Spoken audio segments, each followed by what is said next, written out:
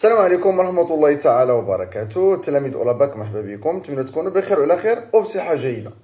عاوتاني كيجيني واحد السؤال كيتكرر شحال من مرة، واش في الامتحان الجهوي ديال اللغة الفرنسية بالضبط في لا ريداكسيون أو في لا برودكسيون دو ليكري واش كيفرضوا عليك المنهجية اللي تستعمل أو لو بلان اللي غتستعمل؟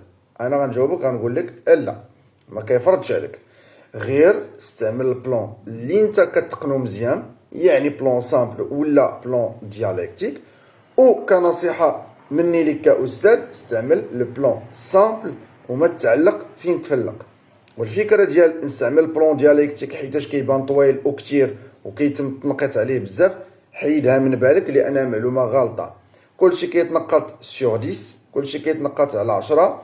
كتب لانترودكسيون ديالك، سالي بسؤال، دوز لو ديفلوبمون كتعطي لو بوين دو في بيرسونيل ديالك بيان سور، وكتعطي لي زارغيومون اللي غادي تدافع بهم على ليدي ديالك، وفي الخاتمه كتعطي سانتيز اولا خلاصه وسالينا.